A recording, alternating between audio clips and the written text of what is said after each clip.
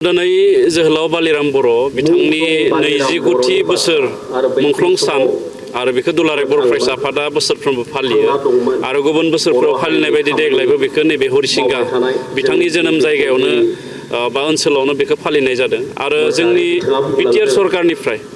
बिटिआरनि मानगोनां गाहाय मावफुं सोद्रोमा मुस्रि प्रमद बर' बिथांनि अनसायनायजों बेवहाय चिल्ड्रेन पार्क 30 लाखनि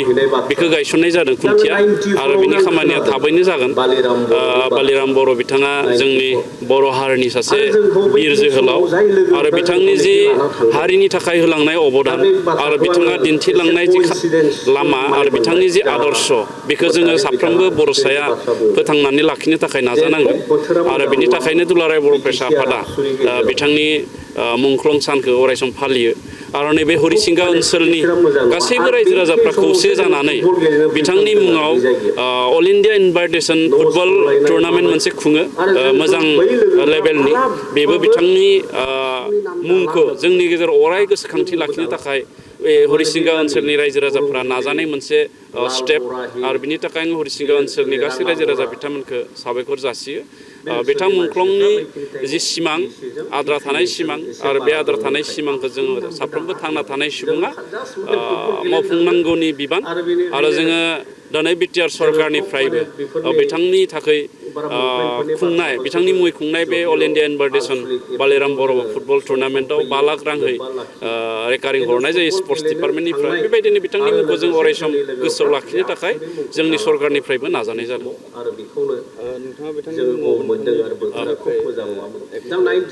जिहेतु 30 लाखजों बिथांनि मुङाव लुनो नागिरनाय जि चिल्ड्रेन पार्क बियो आबुङै जाफुंनाय नङा आं बेखायनो बे एखे थावनियावनो कालचारेल डिपार्टमेन्टनिफ्राय 10 लाख रांनि आङो आरोबाव चिल्ड्रेन पार्कनि थाखाय जि नांगौ जानाय मुवा बेसादफोर दङ बा नांगौ मावनो गोनां खामानिफोर दङ बेखौ मावफुंनो थाखाय नैबे बाजेटआवनो 10 लाख रां आङो बे मुंख्लं जोहोलाव बालिराम बर' बिथांनि मुङै लुनो नागिरनाय चिल्ड्रेन पार्क बेयाव आङो अनसुंथाइ होनो थाखाय आङो फोसावदों आरो बिनि खामानिखौ थाबैनो जोङो जागायगोन। दिनै बालिराम बर' मुंख्लं सानजों लोब्बा लाखिनानै नोंथांनि बियाव गासैबो बेफोर बाथ्राफोरखौ 90फ्रावनो आंहा एक्सपिरियेन्स आरो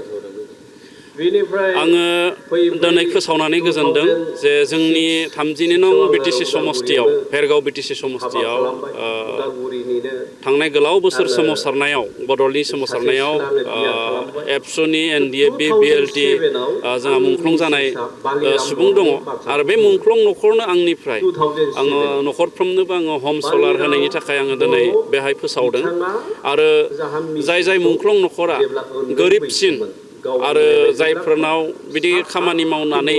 न'खर खुंनो हानाय बा न'खरखौ बेंनो हानाय मानसि गैला बेबायदि जायखौ जों असहाय होनना बुङो दा बेबायदि सुबुंनो आंनिफ्राय इ रिक्सा होनो थाखायबो आङो पदक्षेप लादों आरो बेखौ एप्रिल दाननि गेजेरावनो जोंनि दुलाराय बर' फरायसा आफाद एनडिएफबिनि बारग' दैदेनगिरि बिथांमोन दङ बिएलटिनि बारग' दैदेनगिरि बिथांमोन दङ आं गासैखौबो हांख्रायनानै आरो मुंख्लं न'खरनि सोद्रोमा गासैखौबो हांख्रायनानै आरो जोंनि ओनसोलनि इन्टेलेक्सुयेल बिथांमोनखौ हांख्रायनानै आङो न'खरफ्रोमनोबो बे सलार आरो बेटारि रिक्सा जायनो होनो थाखाय आङो राहा लादों आं बेखौ हरनो थाखाय जोंनि मेटेरियेल्स जिखिनि नांगौ आं बेखौ थियारि खालामनानै दोनखाबाय। बैसागोनि सिगाङावनो आं बेखिनि खामानिखौ मावफुंनाय जादों।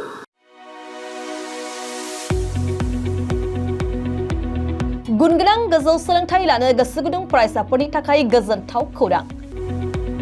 क'क्राझारनि बड'लेण्ड स्टार एकाडेमियाव फरायसाफोरनि मुं थिसननाया सोलिगासिनो। 2025-26 सोलोंथाइ बोसोरनि थाखाय 6 थाखोनिफ्राय 9 थाखोसिम आरो ओइचएस फार्स्ट इयार आरो ओइचएस सेकेन्ड इयार थाखोआव फरायसाफोरनि गोदानै मुं थिसननाया सोलिगासिनो। क'क्राझार सहरजों नांजाबनाय साहा फारसे साखाथि तितागुरियाव थानाय बड'लेण्ड स्टार एकाडेमि क'क्राझाराव बड' मिडियामनि 6 थाखोनिफ्राय 9 थाखोसिम साइन्स, आर्टस, कमार्स स्ट्रिमाव, बड' आरो इंलिश मिडियामाव ओइचएस फार्स्ट इयार आरो ओइचएस सेकेन्ड इयार थाखोआव फरायसाफोरनि गोदानै मुं थिसननाया दासान्दि सोलिगासिनो दं। रोंगौथि गोनां फोरोंगिरिफोरनि फोरोंथाय होनायजों लोगोसे गोबां उफ्रा सोलोंथाइनि खाबुफोर जेरै डेली फ्रि जेईई आरो नीट क्लास, जेईई नीट आरो कम्पिटिटिभ एग्जामनि थाखाय free mock test, English speaking class, daily GK class, career guidance, library facilities, personal attention.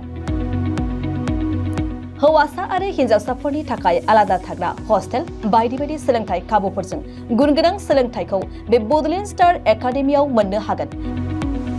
बेनि अनगायैबो मेट्रिक आनजादाव 85% एबा बेनि बांसिन नम्बर मोननाय फरायसाफोरनो बेसेन लायालासे मुं थिसनथाइ होगोन आरो बिपिएल नखरनि फरायसाफोरनो मुं थिसननायाव 20% रेहाय होनाय जागोन। अब्ला मानोथो गोबाव खालामनो, नोंथाङाबो गुनगोनां गोजौ सोलोंथाइ लानो थाखाय क'क्राझारनि बड'लेण्ड स्टार एकाडेमियाव मुं थिसननायनि खाबुखौ लादो। बांसिनै मिन्थिनो थाखाय गाहायाव होनाय मबाइल नम्बराव फोनांजाब खालाम। मबाइल नम्बर 7638008149 6003494371 आरो 6000034997।